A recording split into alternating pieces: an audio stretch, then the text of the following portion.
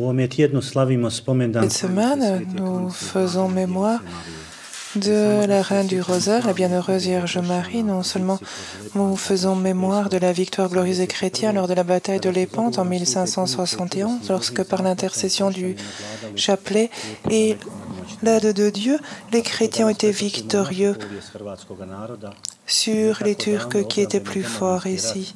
Nous regardons cela par rapport à aujourd'hui, où par l'intercession du Saint Chapelet et l'œuvre merveilleuse de Dieu, les chrétiens, les Croates ont été plus victorieux dans leur peuple. Comment ne pas nous souvenir des paroles de la Vierge ici à Medjugorje lorsqu'elle a dit qu'avec le Saint Chapelet, les guerres peuvent être aussi arrêtées. N'est-ce pas ce qui nous est aussi arrivé chez nous? Mais revenons à l'essentiel, le contenu, le message du Saint Chapelet qui est une arme puissante contre l'ennemi, contre Satan. Et il n'y a pas de saint qui n'ait pas aimé prier le chapelet. Elle reste une prière importante pour porter des fruits de sainteté. Et avec facilité, elle entre dans le cheminement spirituel de la chrétienté et elle ne perd pas sa force à travers les siècles. Le saint pape Jean-Paul II disait que le Saint Chapelet est un résumé de l'Évangile. Il est un écho de la prière de Marie, son Magnificat perpétuel pour l'œuvre de l'incarnation du Rédempteur qui a commencé dans son sein virginal. Avec le Saint Chapelet, le peuple chrétien s'assied dans l'école de Marie afin d'entrer dans la méditation du visage du Christ et faire l'expérience de la profondeur de l'amour de Dieu. Par le Saint Chapelet, le croyant puise une grâce abondante en recevant le Saint Chapelet des mains mêmes de la Mère du Rédempteur. Saint Jean-Paul II témoigne que le chapelet l'accompagnait dans les moments de joie et d'épreuve, et lorsqu'il allait être ordonné pape, il dit que le chapelet est sa prière préférée, merveilleuse, dans sa profondeur. Dans les perles du chapelet se trouve tout simplement le rythme de toute la vie chrétienne. Et il dit, j'ai reçu tant de grâce pendant ces années de la Bienheureuse Vierge Marie par le Saint Chapelet. Je désire exprimer ma gratitude au Seigneur par les paroles de la consécration à Marie, sous la protection de laquelle je me suis placée, en disant Totus tuus, tout à toi, Marie. Chers amis, nous pouvons voir l'importance et la merveille de la prière du chapelet qui est si nécessaire pour nous renouveler dans l'esprit.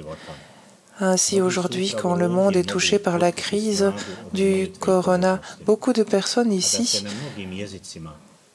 ont découvert la force de cette prière et cette dévotion quand en de nombreuses langues, comme lors de la Pentecôte, les grâces se répandent sur les fidèles.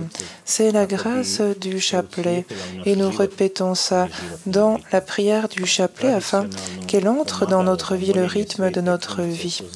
Les aides traditionnelles pour prier le chapelet sont ces grains et en passant d'un grain à l'autre, on se dirige vers la croix qui ouvre et ferme l'écoulement de la prière.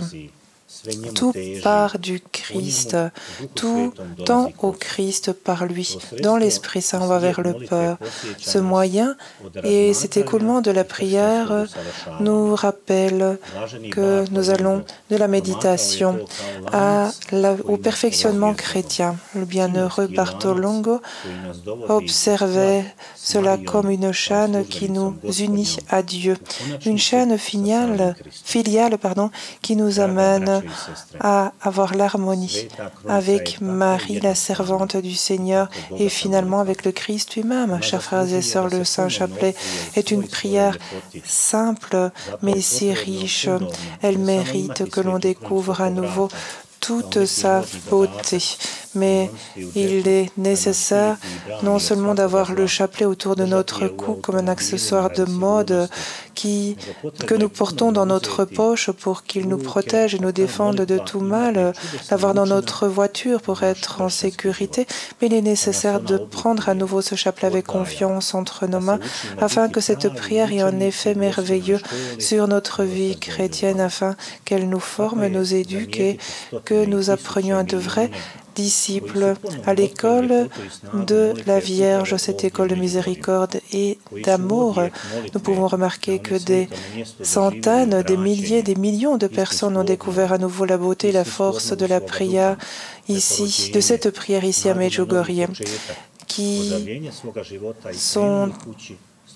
est un écho, avec l'écho de la prière de ce saint lieu. Ces personnes ont vécu une conversion, un nouveau renouveau dans l'esprit, une nouvelle naissance, une nouvelle force pour un nouveau commencement, pour guérir dans la vie et commencer à rentrer chez soi avec un nouvel élan. Et nous allons terminer par une prière au bienheureux chapelet de Marie, douce chaîne qui nous unit à Dieu, lien d'amour qui nous unit aux anges, forteresse de salut pendant les attaques de l'enfer. Port certain, nous ne t'abandonnons jamais, tu seras notre consolation à l'heure de la mort. Que le dernier baiser de la vie qui s'éteint te soit adressé, le dernier mot de nos lèvres sera ton nom. Ô reine du Saint-Rosaire et notre chère mère, refuge des pécheurs. Ô toi, qui es la plus grande consolatrice des attristés, que tu sois bénie toujours et partout, sur la terre et au ciel. Amen.